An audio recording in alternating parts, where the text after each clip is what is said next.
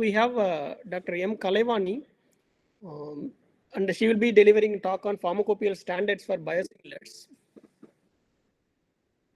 For introduction, Dr. M. Kalaivani, she is working as a senior scientific officer and office in charge biologics section at the Indian Pharmacopoeia Commission, a scientific organization under Ministry of Health and Family Welfare, Government of India. She has completed a PhD in pharmaceutical sciences from the Tamil Nadu Dr. MGR Medical University, Chennai, and she was the recipient of Indian Pharmaceutical Association Award for securing first rank in MPharm and recipient of gold medals and Mrs. Kanta Sadwani Award for the best outgoing student in Master of Pharmacy. She is a member of Scientific Expert Committee for Recombinant Products and Therapeutic Monoclonal Antibodies and Expert Committee for Strengthening of Quality Control Testing of Enzymes and Hormones Laboratory at NIB Noida. She is having more than 30 national and international scientific publications to her credit. With this brief background, I request Dr. M. Kalaivani to deliver a talk on pharmacopoeial standards for biosimilars.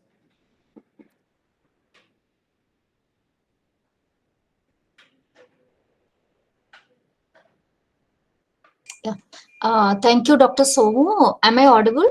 Yes, ma'am. Yes. Yeah, and thank you for this opportunity.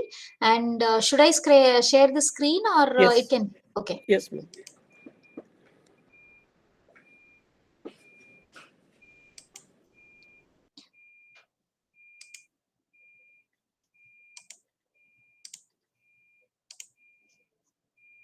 So I think now you can see the slides, right? Yes, yes, ma'am. Okay, and as Dr. Somu said, today I'll be giving my talk on pharmacopoeial consideration for biosimilars. Since I'm working with Indian Pharmacopoeia Commission, I was given with this topic to talk about this. So before going into the pharmacopoeial consideration, I'll be giving brief about biosimilars, very brief, because for past 2-3 days you might be listening about biosimilars and what are all biosimilars and its characteristics, how to characterize that, all those things. So I'll be giving little brief about that in my 1 or 2 slides. So like before understanding biosimilars, we should understand the biotherapeutics. So like what is biotherapeutics? As the word bio itself, it is from this we can understand that these are all the therapeutic products which are derived by using a living organism through recombinant DNA technology. So here the living organism includes living organism when we say, oh sorry. Okay, here when we say about living organism, most like we all know, like what is recombinant DNA technology. The gene of interest is inserted into the recombinant into the host cell. So that host cell will start producing our product of interest, which is called biotherapeutics. So here the host cell, it might be an animal cell, bacteria or yeast. And most of the biotherapeutics are protein in nature, and they have the size of more than 1.5 lakhs Dalton. And the advantage of biotherapeutics, when we see it, it is a target specific, because it mimics the body protein like insulin, filgrastim, follicle stimulating hormones, etc. And since it mimics the body protein and it is target specific, it has a lesser side effect. And those proteins includes cytokines, hormones, clotting factors, etc. And nowadays there are monoclonal antibodies which are in the trend and which are developed for the treatment of chronic diseases. And there is one more class called the peptides, which are smaller in size as compared to protein. And the only drawback of these therapeutic proteins, biotherapeutics, are they are immunogenic. It may develop an anti-drug antibody bodies when it is injected. So that needs to be managed while going for treatment with these biotherapeutics. And as the name itself, as I said, it mimics the body protein, and its size is of more than 1,50,000 daltons. It is naturally complex. It never consists of a single moiety, and it is heterogeneous in nature. If it is a small molecule like paracetamol, ibuprofen, and all, it is a homogeneous in nature. But here, the substance itself is a heterogeneous in nature, and it has lot variability will be there. Accordingly, analytical tests are defined in the pharmacopoeia. So this slide shows how much big this protein therapeutics, biotherapeutics are. The slide compares from the smaller aspirin till monoclonal antibody. This is just for an information. And the next is about biosimilars. Here, the biosimilars are legally approved subsequent version of innovator biopharmaceutical product made by a different sponsor following patent and exclusivity expiry of innovator product. So here we need to understand the terms innovator product and subsequent version. So the innovator product, that means a protein, a biotherapeutics, which was first innovated by a particular company. So that product is called, when first time when it comes to a market, that is defined, that is referred here as innovator product. So after the expiry of that innovator product, subsequently, if other manufacturers started producing the same product in a different route, that I'll explain in my later slides, then that will become a subsequent version, which is coined as biosimilars here. Why it is because of structural and manufacturing complexity, these biological products are considered as similar, not a generic equivalent of innovator product. See, exact copy of innovator product cannot be made due to its complexity in its structure and its manufacturing process, but similar product can be made, and that similarity is expressed in terms of its efficacy and safety. So these are all coined as, these cannot be considered as a generic equivalent. These are all biosimilars. That is why it is called, it is similar to the innovator product. That is why it is called as biosimilars. So here I have given an example of filgrastim. Filgrastim is nothing but a recombinant granulocyte colony stimulating factor. Factor is missing here. So this is a granulocyte colony stimulating factor is a body protein. And this is when it is synthesized by using recombinant DNA technology, then that is recombinant granulocyte colony stimulating factor. So this is a protein and it is called as filgrastim. And this particular filgrastim was first innovated by Neupogen, which is innovated by Amgen, which is USA based company, and the brand name is Neupogen. So that Amgen who came out with this filgrastim is innovator product. And after this innovator product, after this Neupogen by Amgen, whoever develops filgrastim, then all those products will become a biosimilar here. And why biosimilar? Why should we promote, or why should we go for a biosimilar, or why should we consider research on biosimilar, or why the industry is considering for biosimilar? Because it is more affordable as compared to the innovator product. So in turn, it reduces the cost of the treatment, reduces the healthcare cost, and it increases the access for these biotherapeutics to the patients, and it meets the demand of these biotherapeutics. Because if only one company is developing this biotherapeutics, that may not be insufficient for meeting the demand of these biotherapeutics. Biosimilars have that potential to meet the growing demand of these biologics. And these drugs are used in chronic diseases, in the treatment of chronic diseases like rheumatoid arthritis, cancers, and psoriasis, etc. And as I said in my earlier slide, it can target the signaling pathway so that it can work effectively against these chronic diseases with lesser side effect. And as the name itself, as I said, this biosimilars does not have clinically meaningful difference in terms of safety and efficacy as compared to reference product. So instead of reference product, which is a bit costlier, biosimilar can be used, which is more affordable. There is no difference, there is no meaningful difference, and there is no significant difference in terms of safety and efficacy. And yeah, hello.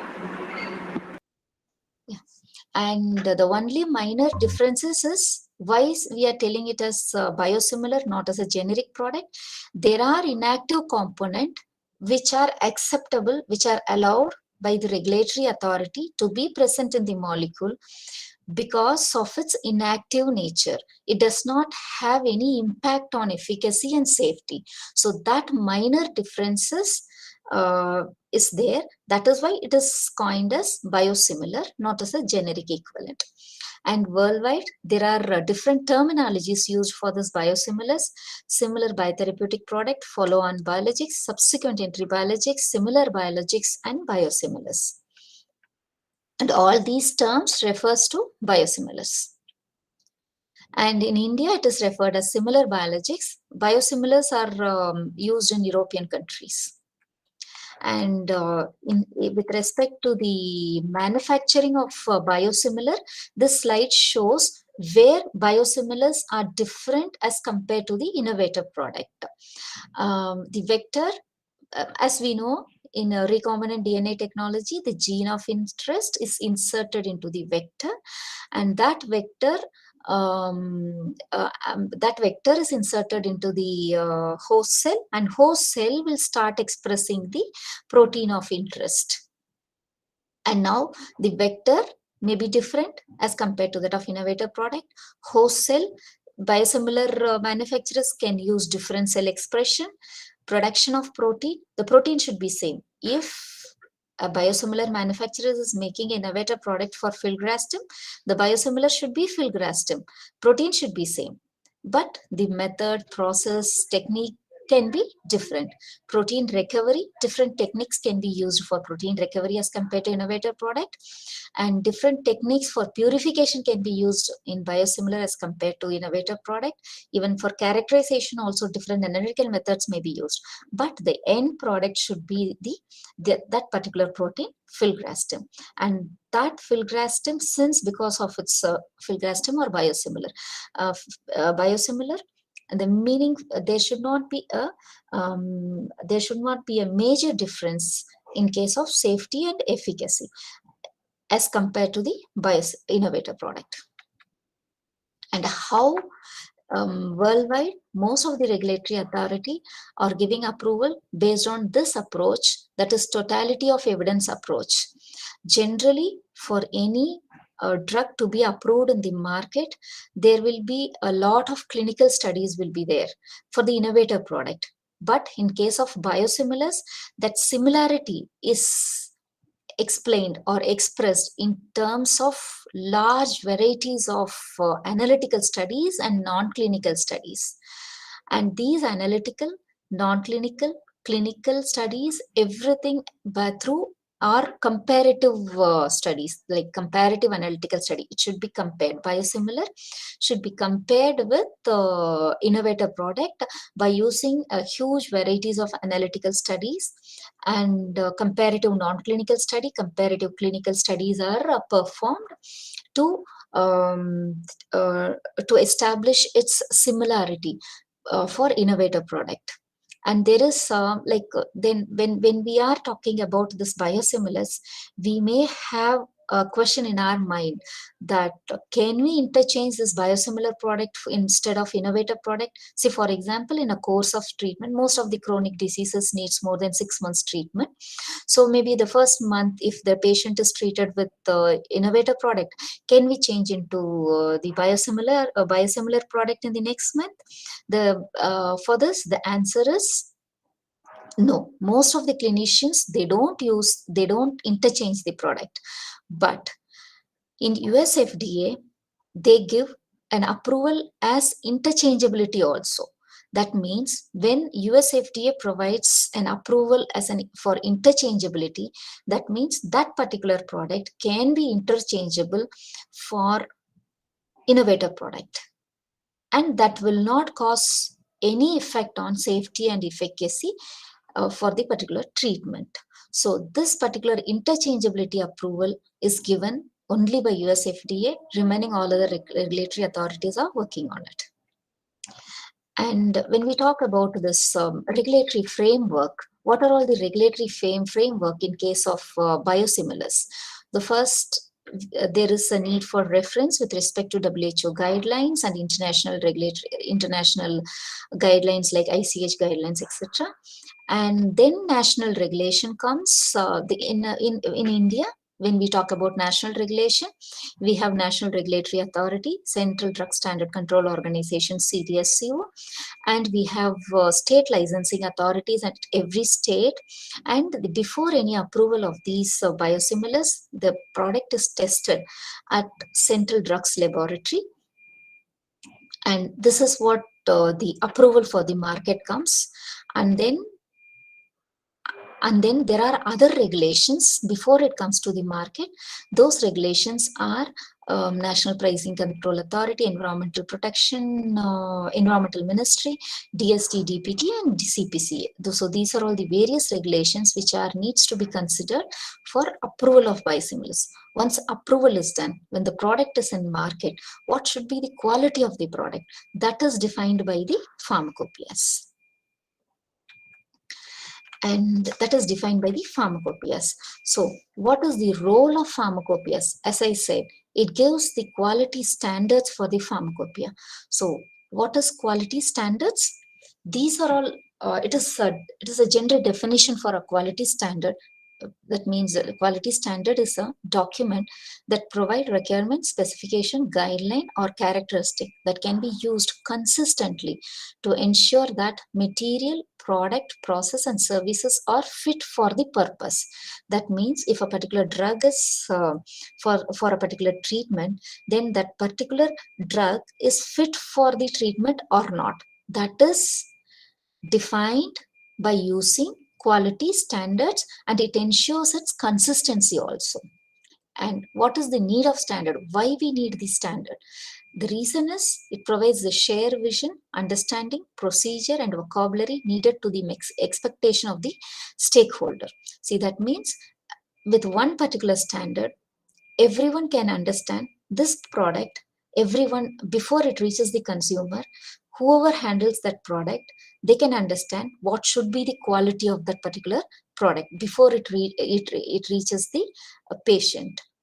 And it has uniform procedure and uniform vocabulary, how it is named, how it is how that particular product is should be named as filgrastim or as a recombinant granulocyte colony stimulating factor.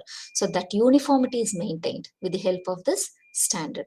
And standard also present precise description and terminology.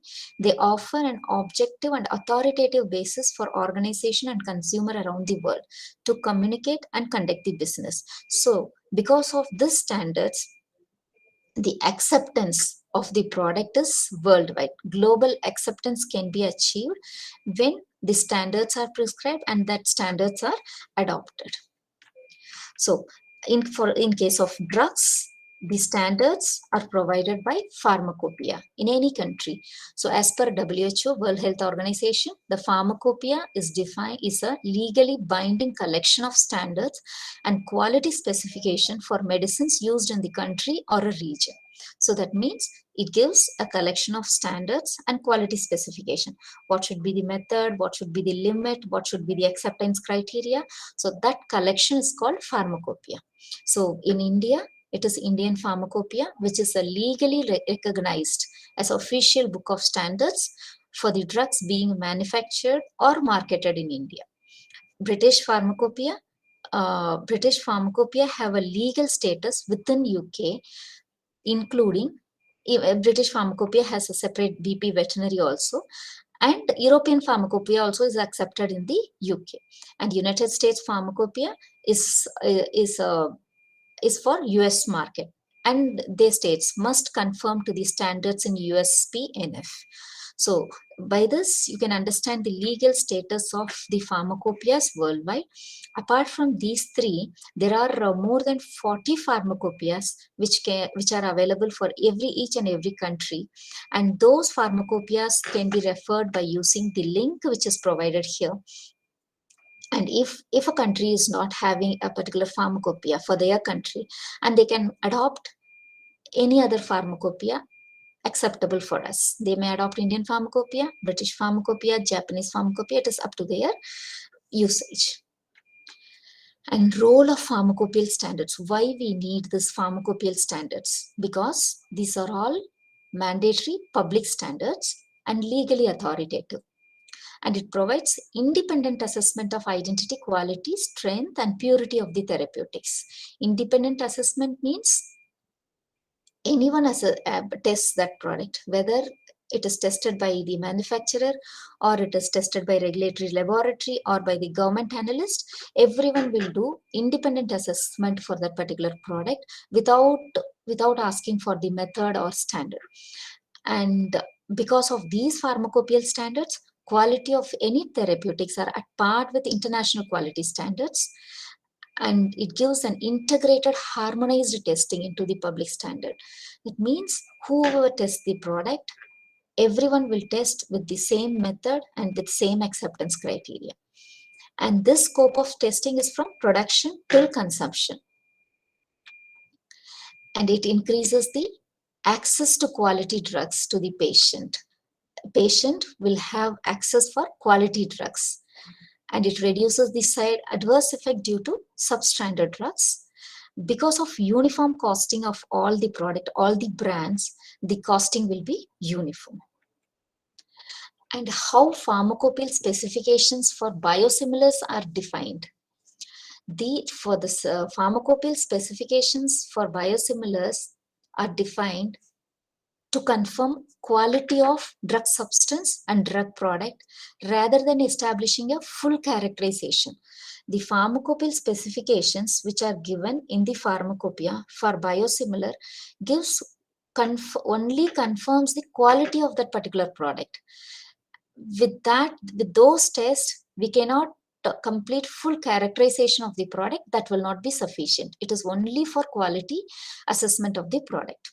The test and analytical procedures selected to define DS and drug substance and drug product in pharmacopoeial monograph are not generally adequate. That is what. Like these two definitions are as per ICH Q6B and ICH Q5E. For detail, you can refer these two ICH guidelines. But as per these guidelines, the test and analytical procedures which are given in the pharmacopoeia to define a drug substance or a drug product are not generally sufficient to assess its manufacturing process. If a regulatory authority wants to assess its manufacturing process, they ask for different set of data products that needs to be submitted for the regulatory authority. These pharmacopoeial monographs confirms only the routine quality of the product. And these products are designed to ensure product quality and consistency. As I'm repeatedly telling this consistency, that means the quality of the product is designed and the quality of the product is maintained consistently throughout the lifestyle of the product. That means, for example, filgrastim of particular quality is approved for marketing in the country.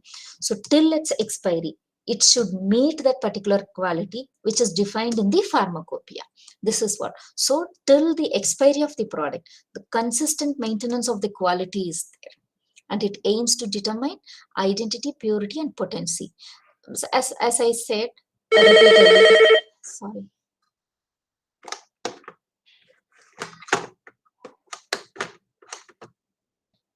Sorry, as I said repeatedly, pharmacopoeial monographs determines identity, purity, and potency by using various physiochemical, immunochemical, and biological activity by adopting orthogonal methodologies.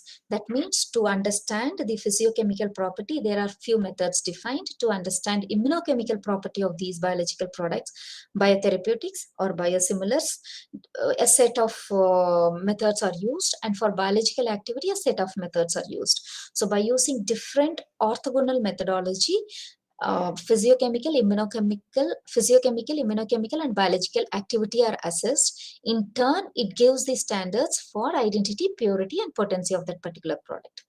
A set of quality parameters to confirm quality of active substance, not of excipients in the drug product. It gives the quality parameter for active substance.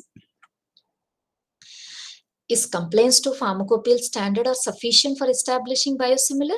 No. There will be a question in our mind whether if a company complies, if a particular stakeholder complies to the pharmacopoeial standard, will that be sufficient for establishing biosimilar?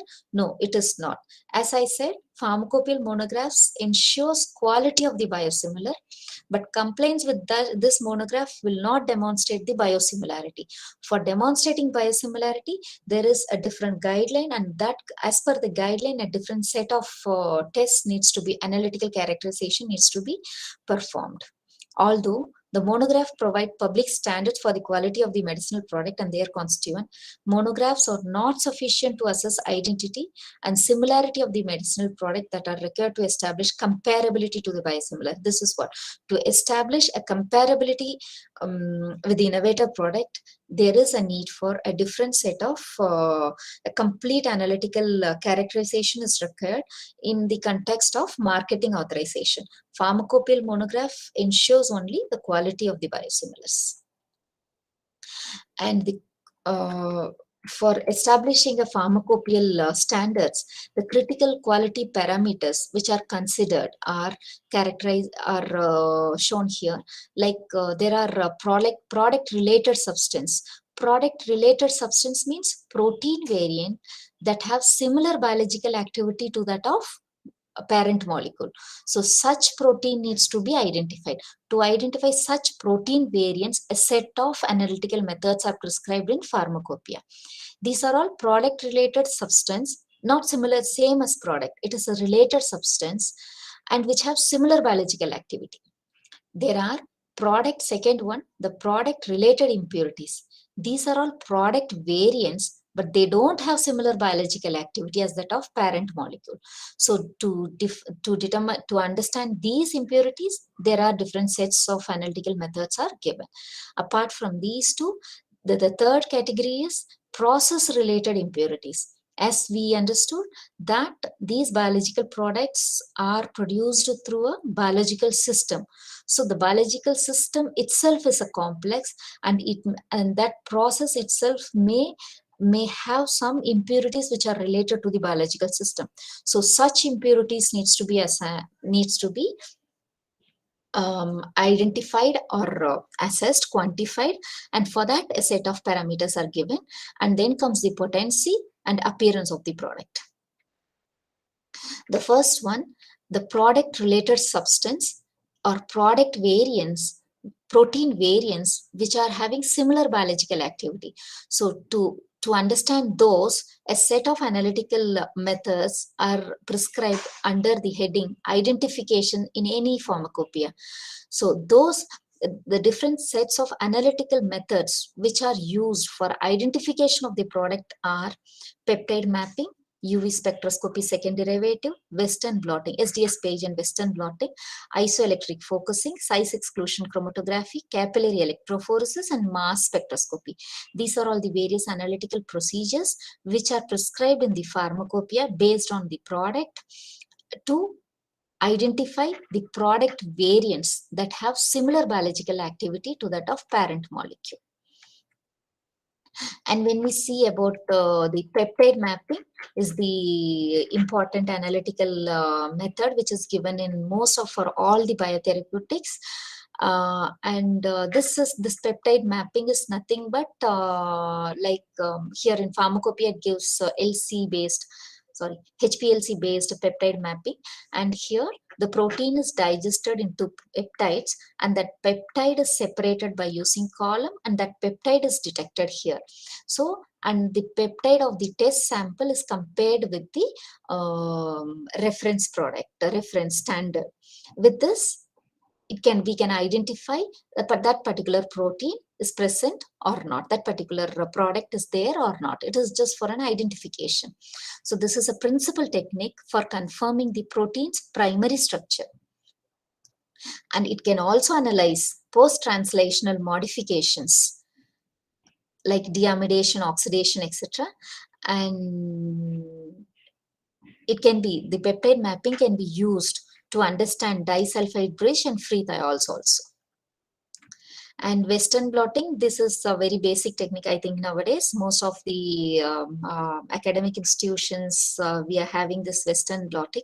So here, after SDS page, the protein is identified by using Western blots, by using enzyme substrate and antigen antibody reaction protein, which is reacted with antibody, and then the enzyme substrate is used and it is detected. So this is by this Western blotting is also a qualitative detection of the protein, and post-translational modification can also be identified by using this Western blotting.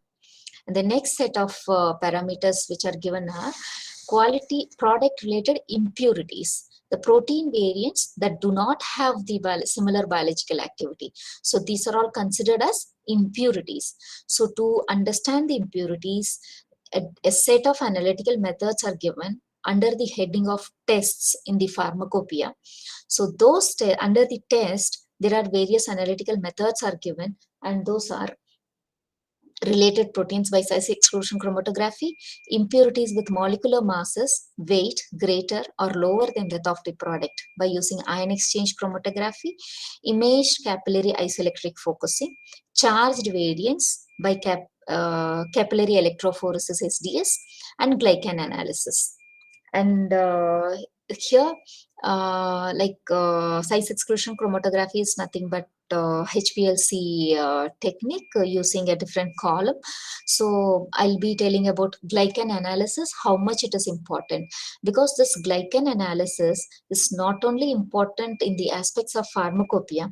This is an important analytical method which is used, which is asked by various regulatory authority at the time of approval of biosimilars, because these glycan analysis are done by mass spectroscopy, and it can identify the difference in post-translational modifications. Post-translational modifications which may lead to lack of efficacy or adverse effect. So such differences may lead to a serious safety implications. So the glycan analysis can identify such type of post-translational modifications. And it is one of the critical quality attribute which needs to be monitored is the glycosylation pattern of any protein. So here in the example, I had given a recombinant antibody. This is an FDA approved and this is FDA unapproved. See, though they are having all the structures of similar, but there is a minor difference. This is because of this post-translational modification or glycosylation at the time of post-translation. So this difference is not acceptable by the regulatory authority because it may lead to lack of efficacy or it may lead to adverse effect. And this glycosylation happens at endoplasmic reticulum or at Golgi apparatus. So that post-translation itself happens at the endoplasmic reticulum or Golgi apparatus in the cell when it is synthesized in the host cell. So this particular needs to be analyzed. So this particular technique is not only important in case of pharmacopoeia, it is asked by the regulatory authority to understand the post-translational modification. And next comes the process-related impurities. The impurities which came into the drug, into the therapeutic due to the manufacturing process. So to understand that, Pharmacopoeia provides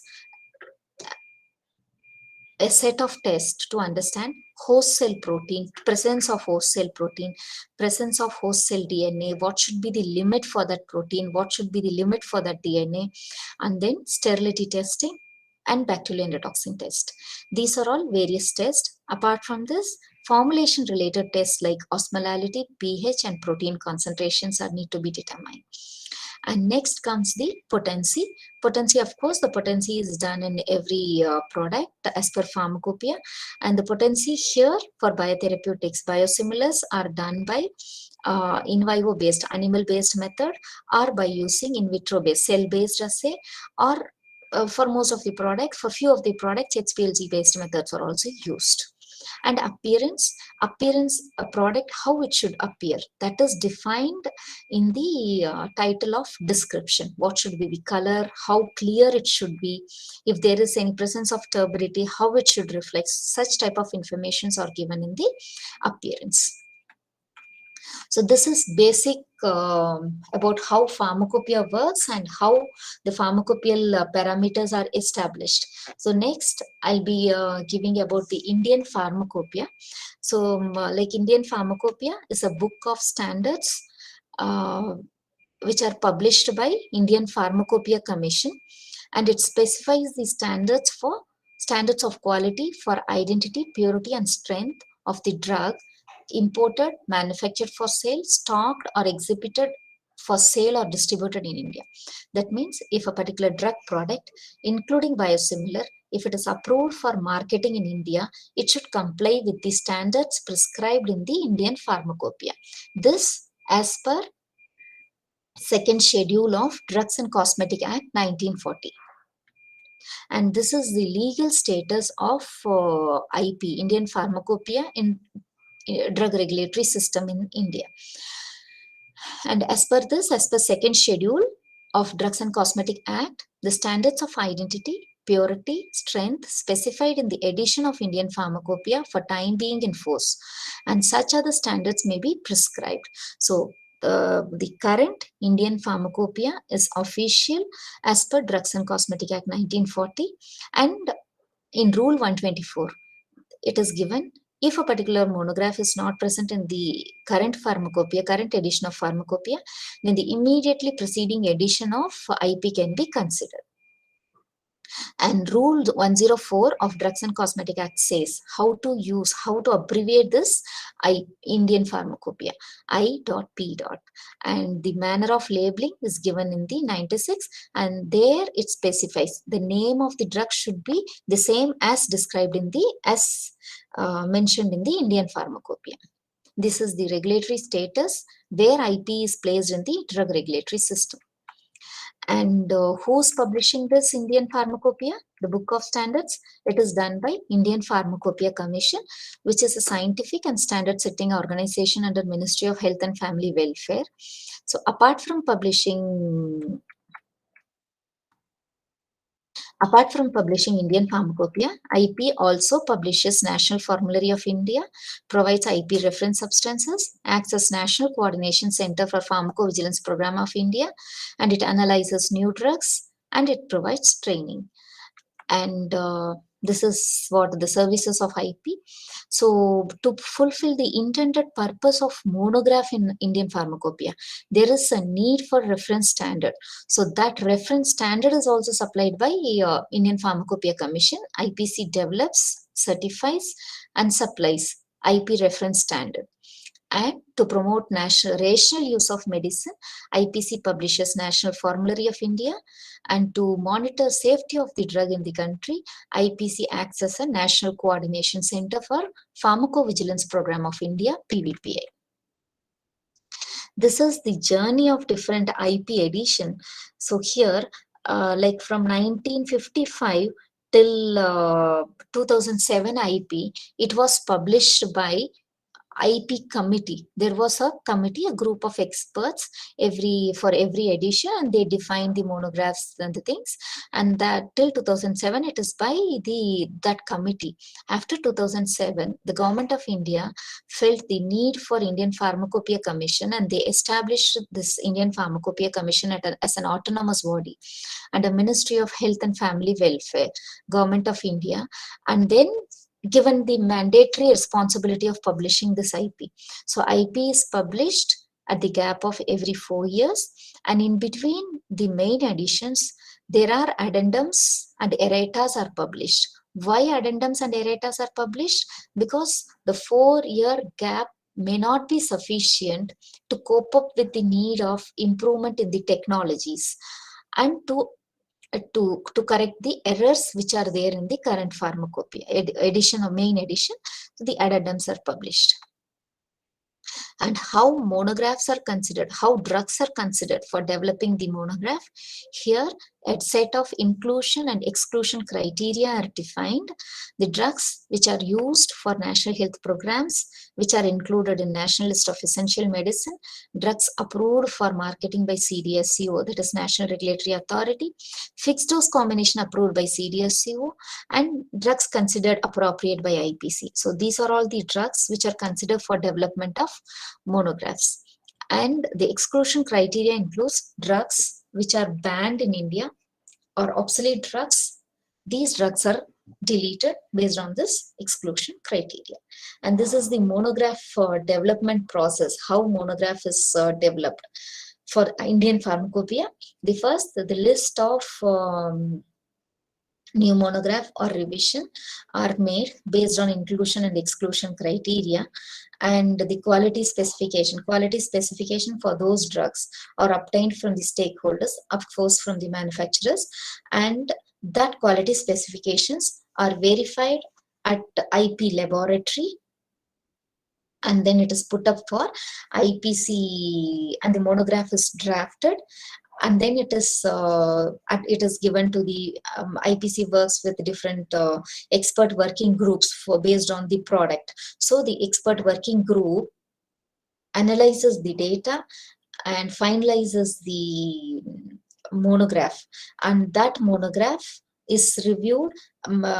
It is put up into the another higher body, scientific body, and scientific body, after the approval of scientific body, that is uploaded on website for stakeholder comments, for the stakeholder manufacturers. Anyone can give the comments on that. That is for public comment. After if there is any revision, that is considered once again, and it goes once again to the expert working group and then scientific body. Otherwise, it goes for the publication in IP. And IP standards. Compliance with IP monograph is a regulatory requirement, as I said earlier. Till when? Till the lifetime of the article.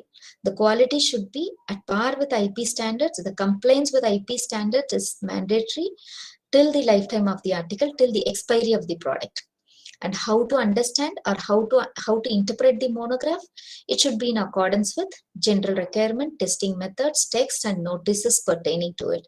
IP, it has a set of 4 books, and it gives methods, analytical methods in one volume, general requirements in another volume, specific monographs in another. So all the 4 needs to be considered together while interpreting the monographs. And how standards are established? Based on the specification approved by National Regulatory Authority. In case if there are many manufacturers are there, and everyone will be having different analytical methods which are approved by National Regulatory Authority. So in that case, what IP does? Method is taken from the different manufacturers, and that method is worked out at IP laboratory, IPC's laboratory, and the best method is selected based on the analysis at IPC laboratory, and that is discussed in the stakeholder meeting for the consensus, and then it is finalized. Similarly, the biologics monographs are also, biotherapeutics monographs are also done in the similar way, and here These standards are expressed in terms of specific monographs, and comes the general chapter and general notices. And here the specific monograph includes name and specifications, analytical specifications to ensure identity, quality, purity, and strength of that particular biosimilar. And it also includes storage and labeling requirements. So this is the structure of IP. The first comes the general notices, which is essential and applicable to all the text. And this general notices are presented all the 4 volumes. There are 4 volumes in IP. And the general chapters are given in the volume 1. It has analytical methods and certain mandatory requirements, analytical methods like detailing about HPLC, size exclusion chromatography, general detail, and how that method should be validated, and what should be the variability, etc. Everything is given in about the analytical method.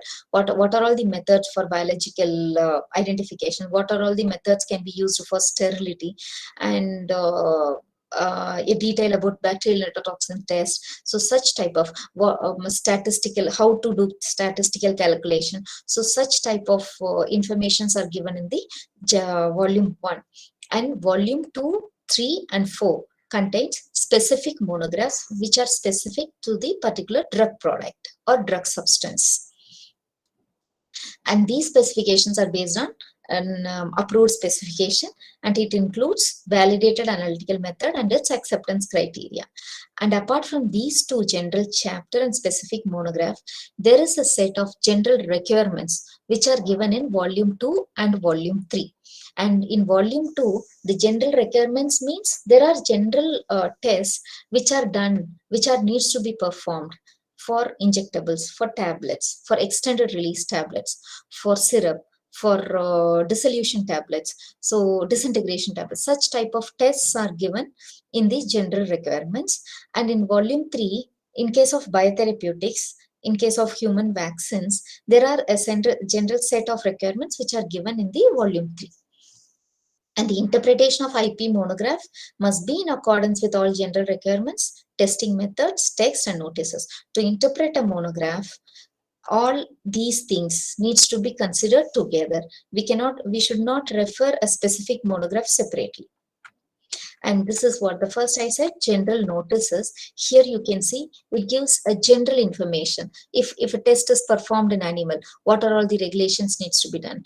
If the calculation of the result, how it should be calculated. So such if a working standard needs to be stored, what are all the storage temperatures? So such type of informations are given in the general notices. And next comes the general chapter. Here you can see there are various test methods given, like apparatus, how apparatus needs to be handled, how it should be calibrated, how it should be cleaned. Such type of information are given in the apparatus. Biological methods like sterility, bacterial endotoxin test, or any other biological methods like mycoplasma testing for vaccines. So such type of methods are given here. And in chemical methods like limit test or any other chemical protein estimation, such type of chemical tests are given. In physical and physiochemical methods, all the instrumental techniques like HPLC, IR, NMR, mass spectroscopy, so such type of all. So these general methods are given under the test methods in these various chapters under general chapter. Here I had shown my chapter of size exclusion chromatography. And next comes the general monograph. Here you can see general monograph. Here for a parenteral preparation, what are all the tests needs to be complied? That is given in the parenteral preparation, in the general monograph. Similarly, for tablets, what are all the tests needs to be performed? So such type of informations are given in the general monograph. And next comes the specific monograph. Here I showed an example of follicle stimulating hormone.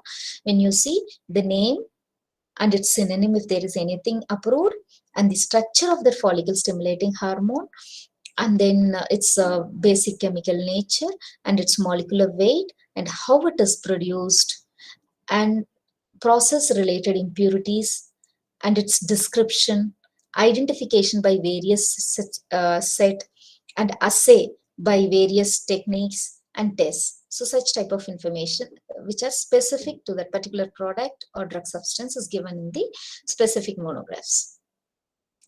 And this is the journey of biologics monograph in Indian Pharmacopoeia. So when we consider as biologics, so the biologics section, we develop monographs for blood products, human vaccines, biotechnology derived therapeutic products, and veterinary vaccines.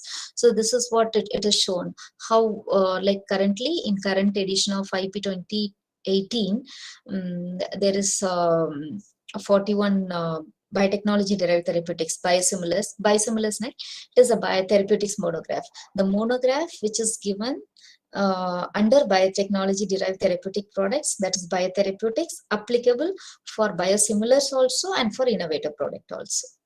And 40 blood products monograph and 70 human vaccine and immunoserum monographs.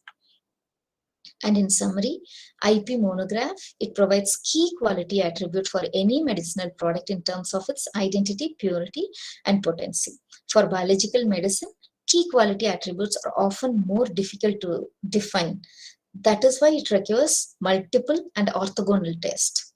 Since biologics are complex, but they offer a massive public health benefit. And it makes the affordable health goal. And what is the like based on my experience, so what might be the expectation from the academic institutions, such premier institutions like NIPER and all, is like a domain knowledge expertise, manpower with expertise in the domain knowledge in biosimilar itself. In biosimilar itself is very much important, and the research can be focused on a particular based on the industry requirement. Like there is a trend nowadays for conversion of for development of alternative methods to animal method. So such type of things can be considered for research. Yeah, or the development of clones for biosimilars, so that reference standard can be established with that in collaboration with Indian Pharmacopoeia Commission. So such type of collaborations can also be accepted by the IPC. Yeah, thank you. That's all for